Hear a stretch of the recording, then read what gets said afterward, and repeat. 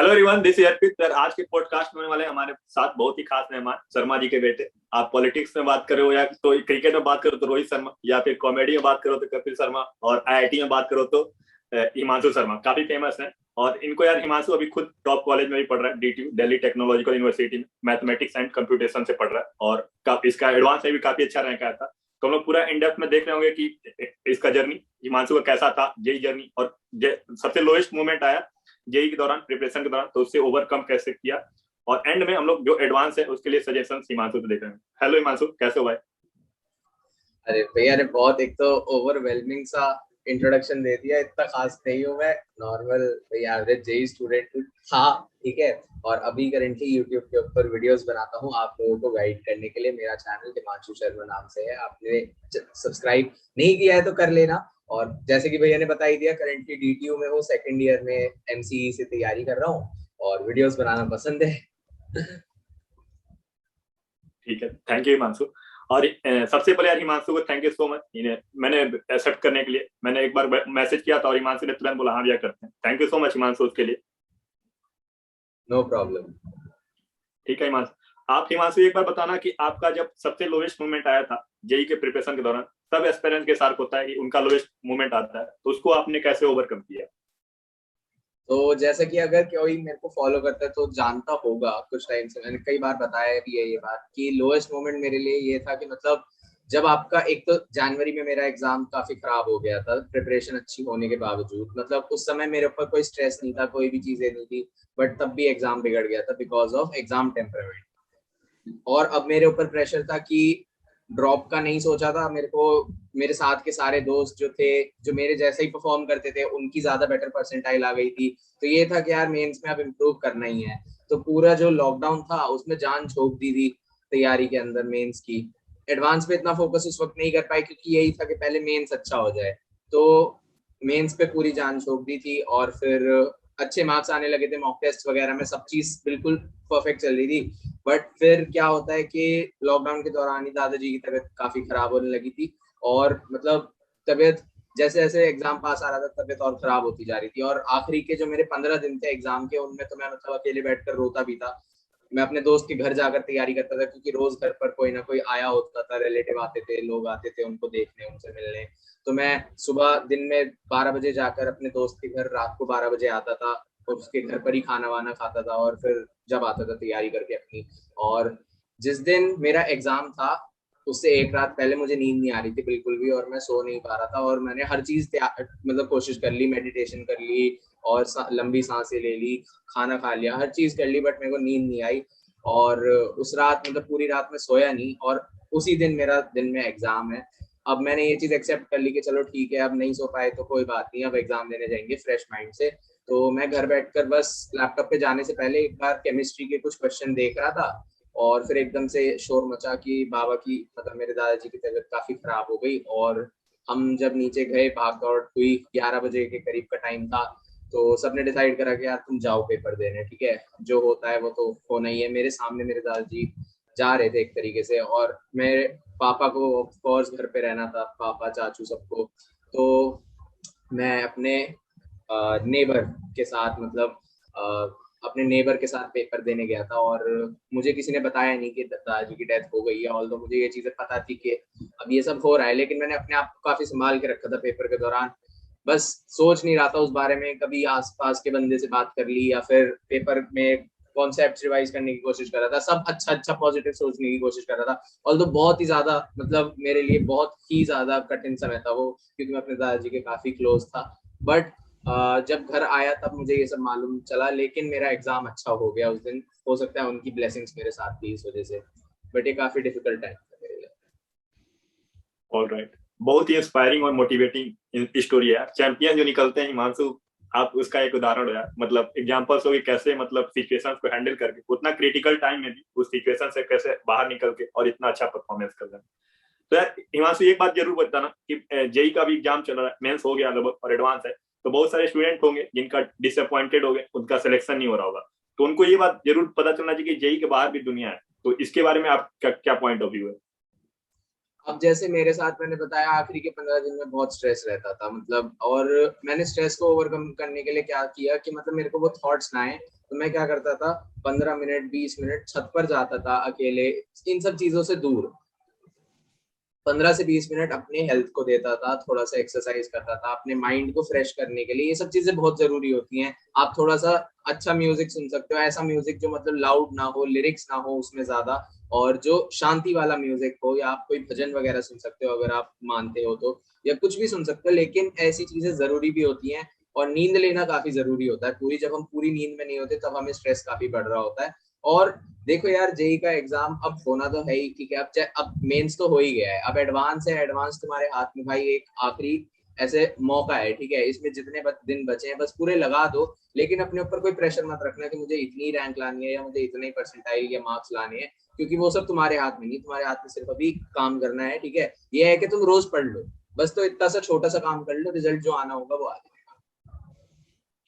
हाँ, बेसिकली यही है कि मतलब आईआईटी में अगर हुआ तो बहुत अच्छा है, अगर नहीं भी हुआ तो और अच्छा है, क्योंकि हमको एक तो मतलब फील्ड पता चल गया कि हमको कहाँ मतलब हमको सफलता नहीं मिली, तो हमको पता चल गया कि क्या हम गलती कर रहे हैं लाइफ में, तो उसको उस पर काम करके हम डेफिनेटली अच्छा कर सकते हैं। क्या ही मानसू? जी, अब जैसे मैं अपना बताऊं कि एडवांस में मेरी तैयारी इससे बेटर थी, मतलब जिस तरह की रैंक आई उससे बेटर आ सकती थी। अब कमी क्या रही कि जैसे ये सब हुआ मेरे साथ, अब जिस दिन मैं घर आया दादी जी की बारे में ऐसा सब कुछ सुना, तो काफी मेंटल स्टेट हिल गई थी, और फिर तबीयत भी खराब हो गई 1-2 दिन बाद। तो जो 10 दिन थे, एक तो मेंस थोड़ा बेटर हो गया क्योंकि 93 से 98.5 लाने में बहुत मेहनत लग गई, क्योंकि मतलब कंपटीशन बहुत हाई हो गया था। इतने मार्क्स पे अगर जनवरी में आता तो 99.5 के करीब आ जाती। और मेरे साथ ही जो भी दोस्त थे उन लोगों की सेकंड अटेम्प्ट पे कम परसेंटाइल आई थी, तो उसमें ऐसा लगा कि सेटिस्फाई हो गया मैं कि यार अच्छा आ गया, अब तो अब ठीक है, बस मेंस ही बहुत है, आईआईटी का देखेंगे वगैरह वगैरह। 10 दिन इस तरह से खराब हुए, बट फिर पापा ने मुझे थोड़ा सा डांटा भी और समझाया कि यार तुम्हारा एम आईआईटी था और तुम उसके लिए करो मेहनत। तो मैंने आखिरी के 10-15 दिन में काफी सारे मॉक टेस्ट दिए, तो मैं अपनी प्रिपरेशन को वापस से थोड़ा बेटर कर पाया और 9000 रैंक तक भी आ पाया।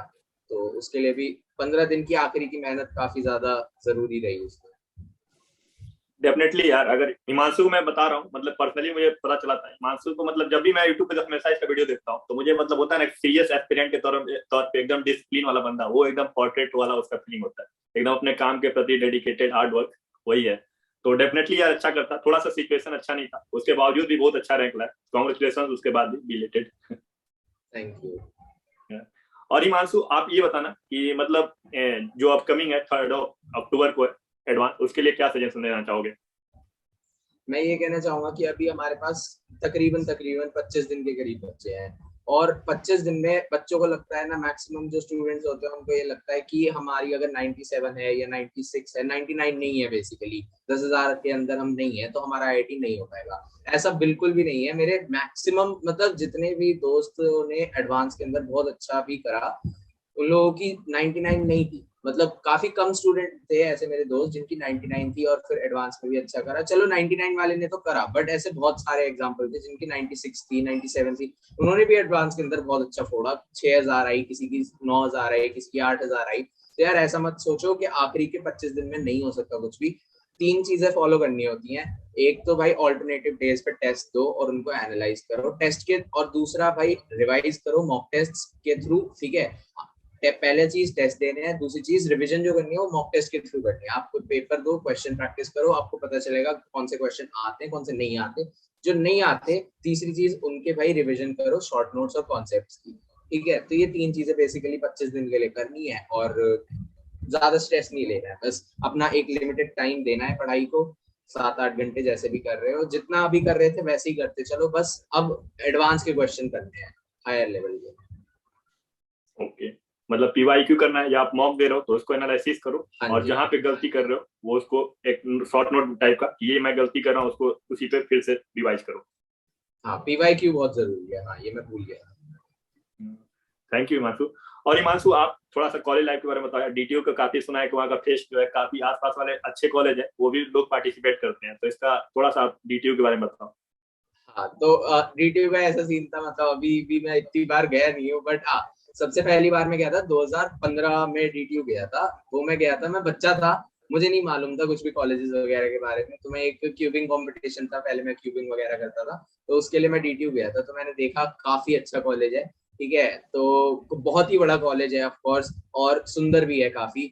तो वहां पे ना उस समय फेस्ट चल रहे थे एक्चुअली, तो मेरे को देख के बड़ा अच्छा लगा। कॉलेज लाइफ बड़ी मस्त होती है, मतलब अपनी कॉलेज लाइफ में तो मैंने कोई फेस्ट नहीं देखे, बट जब देखा था तो यार सच में बात तो होती है, जो कॉलेज का रंग होता है एक तरीके से वो अलग ही होता है। मतलब कहीं पर कहीं आईआईटीज के बच्चे आते हैं, कोई एनआईटीज के बच्चे आते हैं पार्टिसिपेट करने, इतने बड़े बड़े इवेंट्स होते हैं, इतने बड़े बड़े सेलिब्रिटीज आते हैं, और बच्चों के अंदर मतलब जो भाई मतलब एक जुनून तो होता ही है कॉलेज लाइफ का। अभी तो मैं ज्यादा नहीं जा पाया हूँ क्योंकि मेरे घर से कॉलेज थोड़ा दूर पड़ता है, तो आने जाने में टाइम लगता है, और कॉलेज अब खुला भी नहीं है। मतलब दोस्त वगैरह तो आते हैं ऐसे ही मिलने के लिए कॉलेज में, अभी पढ़ाई के लिए कॉलेज चालू नहीं हुआ है हमारा। बट मैं एक दो बार गया हूँ तो मजा तो आता है, बच्चे क्रिकेट खेलते हैं, दूसरी चीजें करते हैं। मतलब एक तो डीटीयू, मतलब डीटीयू क्या, आप किसी भी अच्छे कॉलेज में अगर एडमिशन ले लेते हो ना, तो आपको दूसरी चीजों की टेंशन ही नहीं करनी पड़ती। आपको सारी स्पोर्ट्स फैसिलिटी मिलती है, आपको कैंटीन वगैरह ये सारी चीजें बहुत अच्छी मिलती है, पढ़ाई भी अच्छी मिलती है, सारी लैब्स होती है, तो वो सब मजा तो है कॉलेज में। डेफिनेटली। काफी मतलब लोग को वहाँ का फेस्ट के बारे में बहुत एक्साइटेड रहते हैं कि डीटीयू का फेस्ट काफी अच्छा है। और ट्रिप जैक जो काउंसलिंग होता है, ज्वाइंट जो वाला जो काउंसलिंग होता है दिल्ली के लिए, डीटीयू या एनएसयूटी या ट्रिपल आईटी दिल्ली, या गर्ल्स के लिए बात करें तो आईजीडीटीयू डब्ल्यू वाला, तो मैं सबसे अच्छा अगर किसी का फेस्ट है तो डीटीयू का है। तो वो लोग काफी जानने के लिए एक्साइटेड रहते हैं कि कैसा है डीटीयू का। दिल्ली में आईआईटी दिल्ली के बाद, मतलब पूरे नॉर्थ में आईआईटी दिल्ली के बाद एनजी फेस्ट ही है डीटीयू का, जो मतलब बहुत अच्छा होता है, क्योंकि डीटीयू थोड़ा सा कम स्ट्रिक्ट कॉलेज है, ये बात भी है, और यहाँ फ्री टाइम मिल जाता है बच्चों को, अपना कुछ कर रहे हैं अगर, तो कोई कोडिंग कर रहा है, कोई स्टार्टअप पे काम कर रहा है, कोई स्टैंड अप कॉमेडी कर रहा है, मैं यूट्यूब कर रहा हूँ, ऐसे बहुत सारे एग्जाम्पल है आपको देखने के लिए मिलेंगे, तो अच्छी चीज है। और हिमांशु, नेक्स्ट क्वेश्चन ये है कि अगर आप किसको ज्यादा प्रोडक्टिव मानते हो, ऑनलाइन लर्निंग या ऑफलाइन को? देखो, अगर मैं ऑनेस्टली आंसर दूं ना, तो ऐसा है कि जैसे मेरी अगर कोई ऑनलाइन क्लास चल रही होती है, ठीक है, मैं बिल्कुल ऑनेस्ट आंसर दूंगा, फर्स्ट ईयर में, ठीक है, तो मैं उस समय कोशिश करता था कि मैं क्लास में हूँ, but for the sake of attendance, और मैं साथ में अपना कोई और काम कर रहा होता था। या फिर अगर कोई ऐसी चीज है जैसे कोडिंग की क्लास है या सीएस की क्लास है जो मुझे समझना है, डीएस पढ़ा रहे हैं या कोई भी ऐसी चीज पढ़ा रहे हैं जो मुझे समझना है, तो मैं क्लास में बैठ के समझूंगा। लैब हो रही है तो मैं बैठ के समझूंगा, सब कुछ परफॉर्म करके दिखाऊंगा। लेकिन अगर कोई ऐसी चीज है जो मुझे पता है मेरे को ज्यादा इतनी इंपॉर्टेंट नहीं है, तो फिर मैं आराम से अपना दूसरा काम भी कर सकता हूँ। तो मेरे को ऑनलाइन इस मामले में पसंद तो है। और ऑफलाइन का ये है कि अगर कोई बच्चा ऐसा हो जिसको लर्निंग की बहुत ज्यादा वो है, मतलब अगर मानो कोई मैकेनिकल ब्रांच में, उसको मैकेनिकल की लर्निंग की बहुत ज्यादा एक कीड़ा है कि यार मैकेनिकल का अच्छे से पढ़ना है, तो भाई उसके लिए तो ऑफलाइन बेस्ट है, क्योंकि वो ऑनलाइन में नहीं समझ सकता कि ये वाला मशीनरी कैसे काम करती है और ये सब चीजें कैसे काम करती है। तो ये सब तो है, ब्रांच टू ब्रांच डिपेंड करता है, बट अगर कोई कोडिंग से रिलेटेड ब्रांच है या इस तरह की मतलब टेक ब्रांचेस हैं, तो ऑनलाइन भी मजेदार है, मतलब ऑनलाइन में भी दिक्कत नहीं है। और हिमांशु, ये अगर जेई के रिलेवेंट बोले तो, जो जेई का बच्चा अगर एस्पिरेंट है तो उसके तौर पे ऑनलाइन या ऑफलाइन? अच्छा, अगर कोई जेई की तैयारी कर रहा है तो मेरे ख्याल से ऑफलाइन की बात तो अलग ही थी। लाइक मैं तो 2 साल कोचिंग गया, तो एक जो होता था ना मोटिवेशन और मेंटल सपोर्ट, मतलब वो वहीं से मिल जाता था, सिर्फ टीचर्स से नहीं, आपके आसपास के बच्चों से। कोई मेरा फ्रेंड है, ठीक है, जो मेरे जैसे मार्क्स ला रहा है एक टेस्ट में, और आप 2 या 3 टेस्ट बाद देखते हो वो वहां पहुंच गया, मतलब वो टॉपर लिस्ट में आ रहा है, तो आपका भी मन करता है यार ये बंदा मेरे जैसा है, ये मेहनत कर रहा है, तो मैं भी करूंगा, मैं भी अगली बार और इम्प्रूव करने की कोशिश करूंगा। आप जाके अपने दोस्तों से यार पूछ सकते हो, अपने डाउट्स पूछ सकते हो, टीचर से इंटरेक्ट करते हो, बहुत सारी चीजें होती है। अब ऑनलाइन में ये होता है कि चलो आपको बेस्ट टीचर पढ़ा रहे हैं, ठीक है, लेट से दुनिया के बेस्ट टीचर पढ़ा रहे हैं, लेकिन वही है ना कि आप उनसे वन ऑन वन इंटरेक्ट कभी नहीं कर सकते ना, वो आपको जानेंगे पर्सनली ना आप उनको जान सकते, आप ये नहीं जान सकते आपके साथ पढ़ कौन सा बच्चा रहा है। तो उन सब चीजों का काफी फर्क तो पड़ता ही है, तो मेरे ख्याल से ऑफलाइन क्लासेस तो मजेदार, ज्यादा इफेक्टिव होती है। पर्सनल अटैचमेंट बहुत ज्यादा जरूरी है, पर्सनल इंटरेक्शन बहुत ज्यादा जरूरी है टीचर्स और स्टूडेंट के बीच का, ताकि लोग को पता चलता है, सेल्फ मोटिवेट भी होते हैं लोग कि वो साथ में पीयर वाला जो फ्रेंड है वो अच्छा कर रहा है तो सेल्फ मोटिवेशन मिलता है, मैं भी कर सकता हूँ देख कर साथ में। और हिमांशु, मेरा ये क्वेश्चन था यार कि बहुत लोग कंफ्यूज रहते हैं कि ये कंप्यूटर साइंस एंड इंजीनियरिंग और मैथमेटिक्स एंड कंप्यूटेशन, ये दोनों में डिफरेंस क्या है?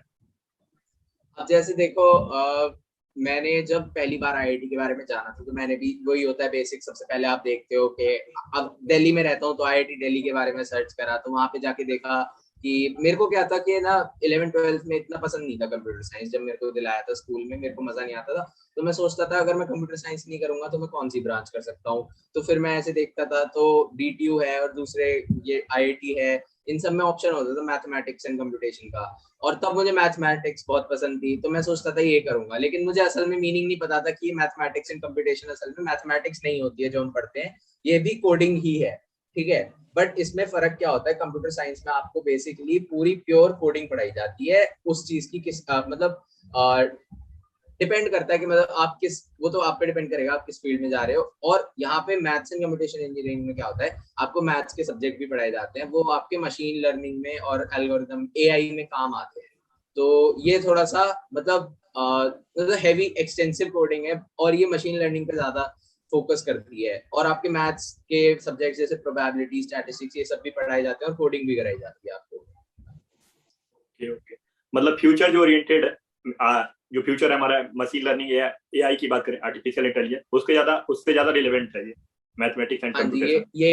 ये भी काफी रिलेटिव है। और लेकिन वही कह सकते हैं कि मतलब सीएस तो कभी फैशन से बाहर जाएगा ही नहीं, मतलब नॉट सून एटलीस्ट। तो वो तो है ही बेस्ट। अगर किसी को सीएस और एमसीई एक ही कॉलेज में ऑप्शन मिलता है तो ऑफ कोर्स सीएस के लिए ही जाना चाहिए। ओके। और हिमांशु, आप एक बार थोड़ा सा क्लैरिफाई करना, अगर कोई कॉलेज है डीटीयू या एनएसयूटी या ट्रिपल आईटी दिल्ली की बात करें, जैक दिल्ली के थ्रू, तो किसी को क्या ब्रांच प्रेफरेंस रखना चाहिए? मतलब उसका रैंक, अगर किसी को बच्चा को मान लो तीनों में मिलता है, डीटीयू एनएसयूटी और ट्रिपल आईटी दिल्ली में सीएससी मिलता है, किसको ज्यादा प्रेफरेंस करना चाहिए? अब यहाँ पे जैसे मेरा क्या सीन था, जैसे मेरे को तीनों में सेम ब्रांच मिली थी, मैथ्स एंड कंप्यूटेशन। मतलब ट्रिपल आईटी में computer science and applied maths, और एनएसयूटी में मैथ्स एंड कंप्यूटेशन, और यहाँ पे मैथ्स एंड कंप्यूटेशन इंजीनियरिंग। तो तीनों में सेम मिल रहा था। अब मेरा क्या था बेसिस, कि देखो मेरे को मालूम था कि मेरे को कॉलेज लाइफ में थोड़ा सा टाइम एक्स्ट्रा चाहिए, ठीक है, क्योंकि मुझे पता था मुझे यूट्यूब करना है, और यूट्यूब भी नहीं तो मेरे को और भी चीजें करनी है, मेरे को सिर्फ पढ़ाई नहीं करनी है। इसलिए सबसे पहला मेरा ऑप्शन था कि मैं ट्रिपल आईटी में तो नहीं जाऊंगा। और ट्रिपल आईटी ना जाने का एक और रीजन ये था, ट्रिपल आईटी दिल्ली में, कि वहाँ की फीस भी थोड़ी ज्यादा है, मतलब डबल है ऑलमोस्ट टीटीयू पे। तो वो मेरे लिए एक मतलब रीजन था कि मैं उधर नहीं गया। तो अगर कोई ऐसा स्टूडेंट है जिसको रिसर्च में जाना है तो उसको ट्रिपल आईटी जाना चाहिए डेफिनेटली। वहाँ पे पढ़ाई होती है और रिसर्च भी काफी, मतलब रिसर्च ओरिएंटेड इंस्टीट्यूट है। और अगर मतलब प्राइस उनके लिए इतनी बड़ी वो चीज नहीं है तो आपको डेफिनेटली ट्रिपल आईटी दिल्ली जाना चाहिए। अब रहा एनएसयूटी और डीटीयू, जो कि ऑलमोस्ट सिमिलर है कॉलेज, दोनों बढ़िया कॉलेज है। और इन दोनों के बीच में अगर डिफरेंस रखें तो एनएसयूटी ना जाने का एक रीजन ये था कि डीटीयू ज्यादा चिल है। मतलब यही सुनने में मिला है। मेरे सीनियर्स, अब मेरे ही मतलब फ्रेंड कॉलोनी के जिनके साथ में पढ़ा हुआ, एक डीटीयू में है, एक एनएसआईटी में है। तो एनएसआईटी वाले से मैंने पूछा कि यार एनएसआईटी रखूं प्रेफरेंस में या फिर डीटीयू, तो उसने बोला भाई डीटीयू रख। तो मैंने कहा ऐसा क्यों, तू अपने कॉलेज को क्यों मना कर रहा है? तो उसने बोला कि भाई मेरे को भी डीटीयू जाना था, बट पापा ने इधर जबरदस्ती डाला, और मतलब प्लेसमेंट्स वगैरह के मामले में दोनों में सेम है। बस एक्सेप्ट फॉर अगर कोई कंप्यूटर साइंस मिल रही है ना एनएसआईटी में, तो वो बेटर है डीटीयू से, ठीक है। कंप्यूटर साइंस एनएसआईटी की बेटर है डीटीयू से। बट कंप्यूटर साइंस के बाद जो ब्रांचेस है जैसे मैथ्स एंड कंप्यूटेशन है ना, तो वहां से डीटीयू और एनएसआईटी की दोनों सिमिलर रैंक पे आपको मिलती है, ठीक है। वहां पे 17,500 की कट ऑफ थी, इधर 18,000 की डीटीयू में। तो वो फिर आप पे डिपेंड करता है आप टोटली कि आपको कहाँ जाना है, ज्यादा डिफरेंस नहीं होता। और मैकेनिकल की बात करें तो सब जानते हैं कि डीटीयू की मैकेनिकल बेटर है, तो आप मैकेनिकल के लिए डीटीयू को प्रेफर करो।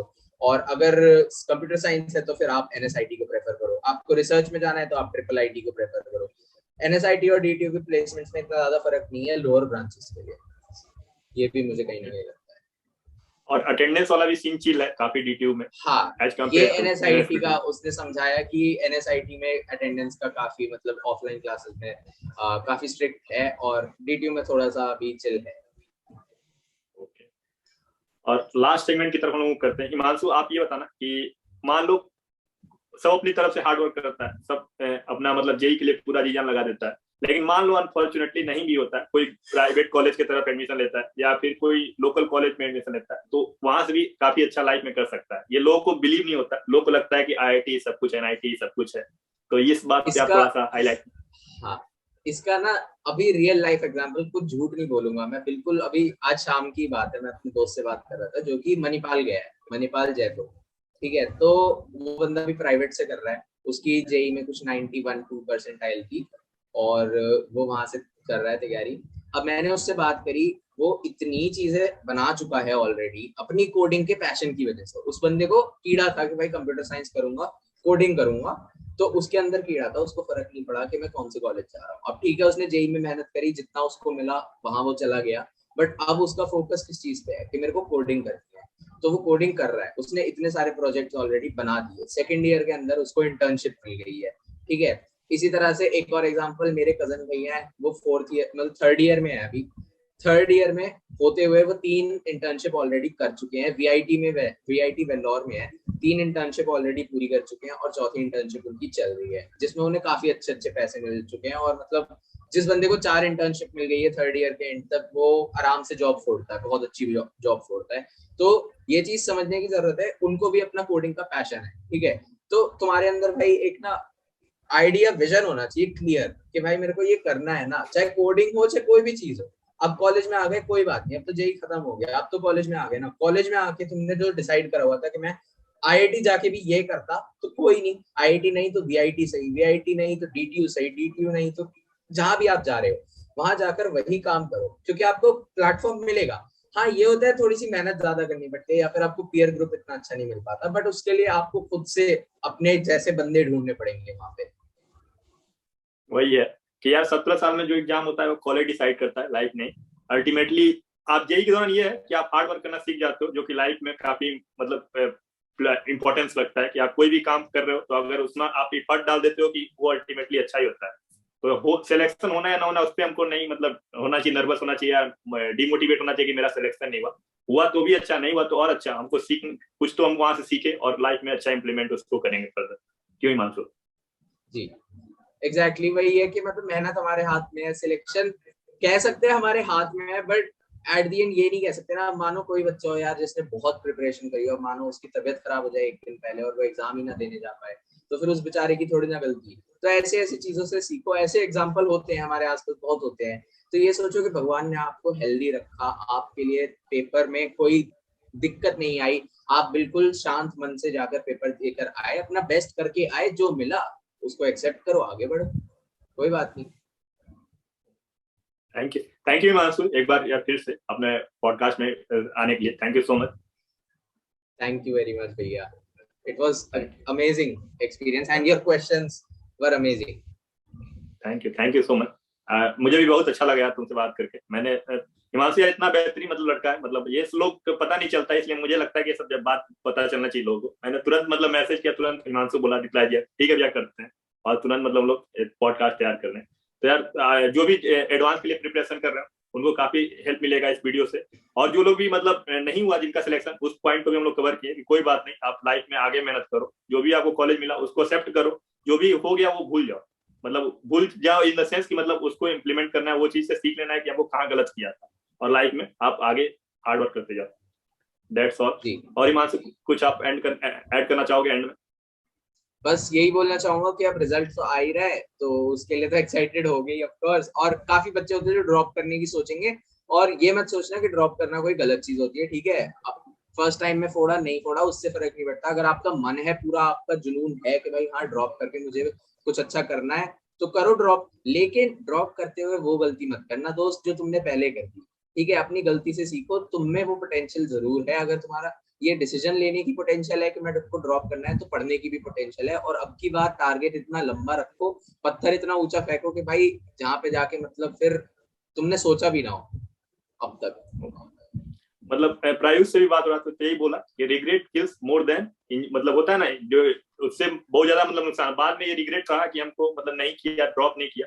अगर आपको हाँ लगता है कि आपने 100% नहीं दिया तो जरूर ड्रॉप लेना चाहिए, ताकि बाद में गिल्ट ना हो ऐसा कि मैंने ड्रॉप नहीं लिया। रिग्रेट से बेटर है, क्योंकि because you only get one chance, ठीक है। अब हाँ ये नहीं कि एक बार ड्रॉप कर लिया, अब ड्रॉप में फिर से तुमने गलती कर दी, अब जब रिजल्ट खराब आया तो फिर तुम्हारा मन करा कि यार सेकंड ड्रॉप ले लूं। अब ये वाली गलती नहीं, अब जब एक बार कर लिया तुम्हें पता है कि तुमने फिर से वो गलती दोहराई है, तो भाई सिंपली इस चीज को छोड़ो। अब यहाँ से मन भर गया है, ठीक है। अब कोई भी कॉलेज मिले जो बेस्ट मिले उसमें एडमिशन लो और नई जिंदगी शुरू करो कॉलेज वाली। Thank you Himanshu, thank you so much यार once again. Thank you for this amazing podcast भैया, थैंक यू।